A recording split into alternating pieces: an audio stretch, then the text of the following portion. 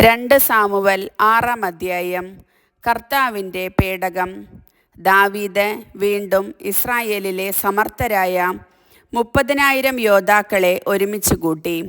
അവൻ അവരോടൊപ്പമുള്ള സകല ജനത്തോടും കൂടെ കെരൂബുകൾക്കിടയിൽ സിംഹാസനസ്ഥനായിരിക്കുന്ന സൈന്യങ്ങളുടെ കർത്താവിൻ്റെ നാമം ധരിക്കുന്ന ദൈവത്തിൻ്റെ പേടകം ബാലെ യൂദായിൽ നിന്ന് കൊണ്ടുവരുന്നതിന് പുറപ്പെട്ടു.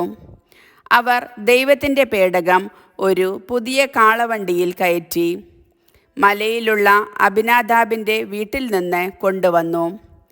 അബിനാദാബിൻ്റെ പുത്രന്മാരായ ഉസ്സായും അഹിയോനും ആണ് ദൈവത്തിൻ്റെ പേടകമിരുന്ന വണ്ടി തെളിച്ചത്. അഹിയോ പേടകത്തിന് മുൻപേ നടന്നു. ദാവീദും ഇസ്രായേൽ ഭവനവും സന്തോഷത്തോടും സർവശക്തിയോടും കൂടെ കിന്നരം, വീണ, ചെണ്ട, മുരജം, കൈത്താളം എന്നിവ ഉപയോഗിച്ച് കർത്താവിൻ്റെ മുൻപിൽ പാട്ടുപാടി നൃത്തം ചെയ്തു. അവർ നാക്കോൻ്റെ മെതിക്കളത്തിലെത്തിയപ്പോൾ കാള വിരണ്ടതുകൊണ്ട് ഉസ്സ കൈനീട്ടി ദൈവത്തിൻ്റെ പേടകത്തെ പിടിച്ചു.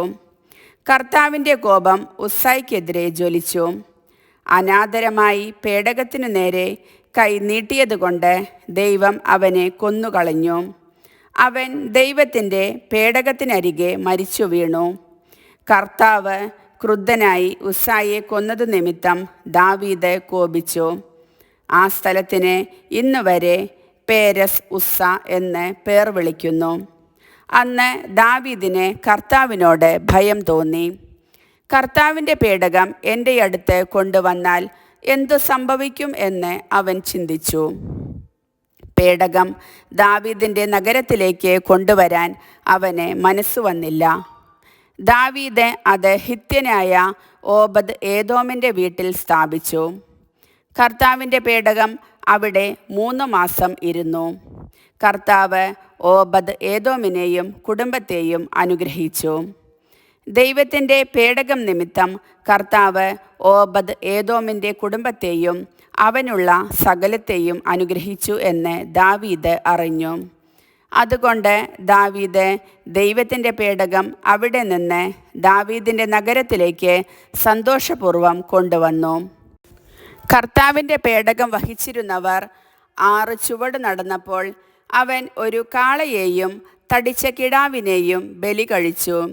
ദാവീദ് കർത്താവിൻ്റെ മുൻപാകെ സർവശക്തിയോടും കൂടെ നൃത്തം ചെയ്തു.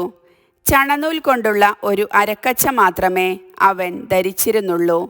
അങ്ങനെ ദാവീദും ഇസ്രായേൽ ഭവനവും ആർപ്പ് വിളിച്ചും കാഹളം മുഴക്കിയും കർത്താവിൻ്റെ പേടകം കൊണ്ടുവന്നു. കർത്താവിൻ്റെ പേടകം ദാവീദിൻ്റെ നഗരത്തിലേക്ക് പ്രവേശിക്കുമ്പോൾ സാവൂളിൻ്റെ മകൾ മിഖാൽ ജനലിൽ കൂടെ നോക്കി. ദാവീദ് രാജാവ് കർത്താവിൻ്റെ മുൻപിൽ തുള്ളിച്ചാടി നൃത്തം വയ്ക്കുന്നത് കണ്ടു. അവൾക്ക് നിന്ന തോന്നി. അവർ കർത്താവിൻ്റെ പേടകം കൊണ്ടുവന്ന് ദാവീദ് പ്രത്യേകം നിർമ്മിച്ചിരുന്ന കൂടാരത്തിനുള്ളിൽ അതിൻ്റെ സ്ഥാനത്ത് പ്രതിഷ്ഠിച്ചു. ദാവീദ് കർത്താവിൻ്റെ മുൻപിൽ ദഹനബലികളും സമാധാന ബലികളും അർപ്പിച്ചു. അർപ്പണം കഴിഞ്ഞപ്പോൾ ദാവീദ് സൈന്യങ്ങളുടെ കർത്താവിൻ്റെ നാമത്തിൽ ജനങ്ങളെ അനുഗ്രഹിച്ചു. സ്ത്രീ പുരുഷ ഭേദമന്യേ ഇസ്രായേൽ സമൂഹത്തിന് മുഴുവൻ ആളൊന്നിന് ഒരപ്പവും ഒരു കഷ്ണം മാംസവും ഒരു മുന്തിരിയടയും വിതരണം ചെയ്തു. പിന്നെ ജനം വീട്ടിലേക്ക് മടങ്ങി. തൻ്റെ കുടുംബത്തെ അനുഗ്രഹിക്കാൻ ദാവീദ് മടങ്ങിച്ചെന്നു. സാവൂളിൻ്റെ മകൾ മിഖാൽ ഇറങ്ങി വന്ന് അവനോട് പറഞ്ഞു, ഇസ്രായേലിൻ്റെ രാജാവ് ഇന്ന് തന്നെ എത്ര പ്രശസ്തനാക്കിയിരിക്കുന്നു. തൻ്റെ ദാസന്മാരുടെ സ്ത്രീകളുടെ മുൻപിൽ ആഭാസനെ പോലെ നിർലജ്ജം അവൻ നഗ്നത പ്രദർശിപ്പിച്ചില്ലേ? ദാവീദ് മിഖാലിനോട് പറഞ്ഞു, നിന്റെ പിതാവിനും കുടുംബത്തിനുമേൽ കർത്താവിൻ്റെ ജനമായ ഇസ്രായേലിനെ രാജാവായി നിയമിക്കുന്നതിന് എന്നെ തിരഞ്ഞെടുത്ത കർത്താവിൻ്റെ മുൻപാകെയാണ് ഞാൻ നൃത്തം ചെയ്തത്. കർത്താവിൻ്റെ മുൻപിൽ ഞാൻ ആനന്ദ നൃത്തം ചെയ്യും. അതെ, കർത്താവിൻ്റെ മഹത്വത്തിന് ഞാൻ നിൻ്റെ മുൻപിൽ ഇതിൽ കൂടുതൽ അധിക്ഷേപാർഹനും നിന്ദ്യനുമാകും. എന്നാൽ നീ പറഞ്ഞ ആ പെൺകുട്ടികൾ ഇതു നിമിത്തം എന്നെ ബഹുമാനിക്കും. സാവൂളിൻ്റെ പുത്രി മിഖാൽ മരണം വരെയും സന്താനരഹിതയായിരുന്നു. കർത്താവിൻ്റെ വചനം.